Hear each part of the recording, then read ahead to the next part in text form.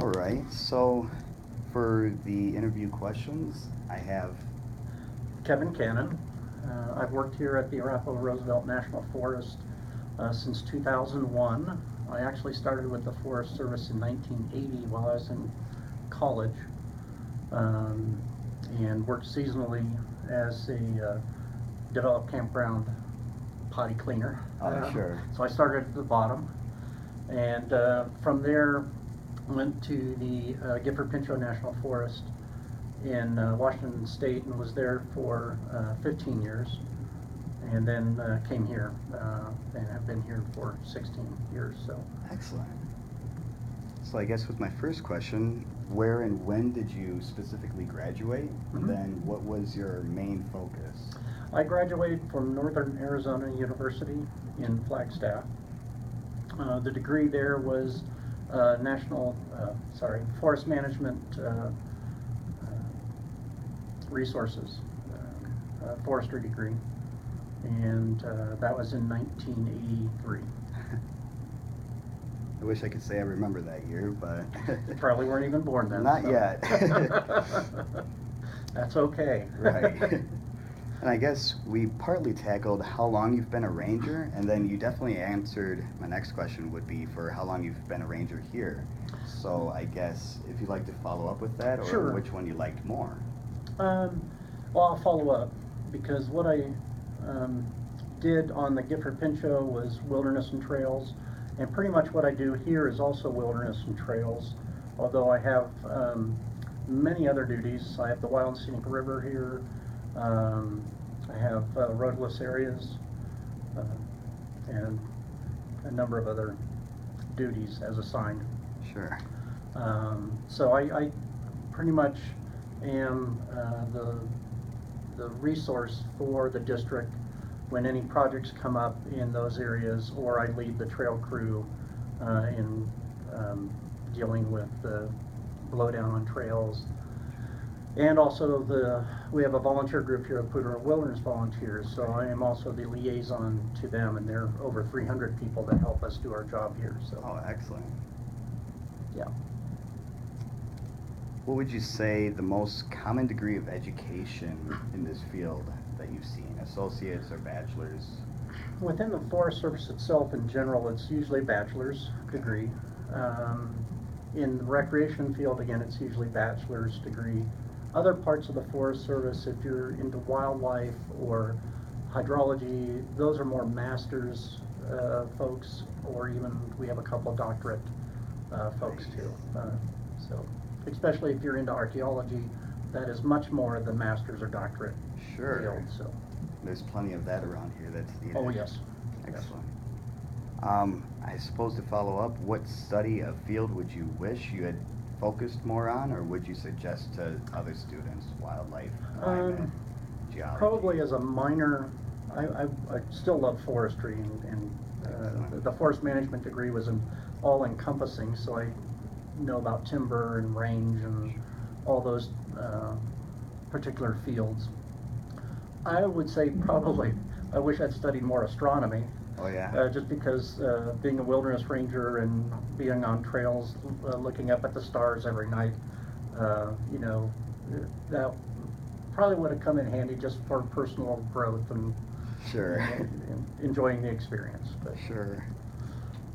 Especially before cell phones really became so helpful. yeah, the cell phones were in the 90s, more or less. So Sure. yeah. What do you like or dislike most about this job or park? Of course, what I like working with the volunteers is one of my great joys here. They do an awful lot for us. One of the other things I like, of course, is the area and getting out and recreating myself in it. One of the downsides with any government position, of course, is the paperwork and the bureaucracy. It gets frustrating at times. Understood. How do you feel the National Park Service will progress towards? Do you think they'll still rely on manual persons being out in the field, or do you see them kind of veering towards relying on technology and such? Yeah, at least for the Forest Service, we're still much more hands-on with people. We have incorporated a lot of the technological advantages. Sure. So in doing trail surveys and stuff, we now use computer, iPads and global Cool. positioning systems. So that speeds that up considerably. That's got to be really helpful instead of. Oh, yes. Yeah. So, what advice would you have for students in the program, such as involving them in any specific experiences or internships or volunteers? Yeah, get out and find out what you enjoy doing. Of course, if you enjoy it, you're going to be better at it, number one. But if it becomes a passion, then great. If not, move on to something else. Getting in right now is a little bit difficult, basically because our budgets are going down. Right. But if you can get on as a seasonal, where you're going to college during the summer, for any National Forest, National Park Service, Sure. Fish and Wildlife Service, Bureau of Land Management, any of the land resource management agencies, or even state and county extension agencies. Sure. Excuse me. That would be great. If you can't get into that, we have volunteer groups. Most of the federal agencies do. Or you can help them start one if it's in an area you like. Here we have approximately 16 different volunteer groups, and then we have volunteers that help our fire folks and wildlife folks. So don't think it's just limited to trails and stuff like that. It's quite broad for volunteering. So. Right. I've seen a bunch of the signs along the roads. Oh, sure. That's great. Do you travel or remain mostly stationed at the Roosevelt or Ranger Station? And if you do travel, do you have a say in it, or is it more assigned? Well, generally I have a say in my travels. I am on a national team for wilderness, and we have meetings once a year.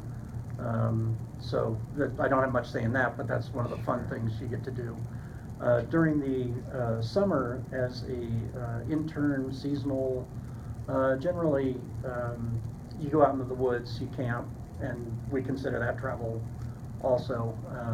And I always enjoyed doing that, so that wasn't hard to bend my arm to do. I'll bet. So. Do you feel that there are equal opportunities at this park or in the National Park Service in general? Yes. It's just limited, unfortunately, Sure. due to budget constraints. And I think that's the downside there is over the years it's just gotten much more difficult and less flexible for us to put monies in different ways. There used to be a program for students called the STEP program. We used it extensively to get people on. It's changed. We can't do the same things. It's Pathways is what it's called now. And anybody looking at that, you can go onto the Forest Service website and Google Pathways. Uh-oh. Sorry about that. That's okay. But Pathways, what other ways are there? And then of course volunteers, you get with the area you want to be in and see what they have.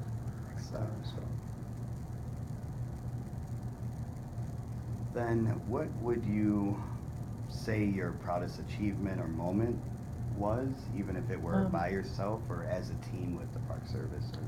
With the Forest Service. Right. We get confused. Understood. We all wear uniforms. I have a lot of achievements I'm very proud of working for the government. And a lot of them, most of them have to do with wilderness, its preservation, and working on trails. Some of the trails I've laid out and designed, I'm very proud of, and working with the volunteers. I think we've come a long way here.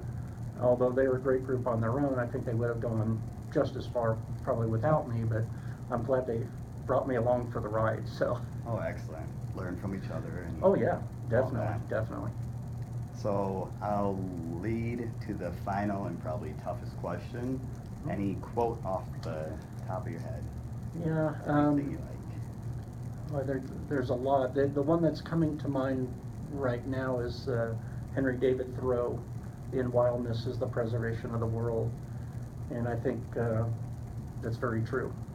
That's very well. And if we don't protect it and conserve it, you know, it's part of climate change, how we take care of our climate as a great repository and refuge for wildlife. So very important there. So Well, thank you so much for your time, and thank you, Jack. thank you.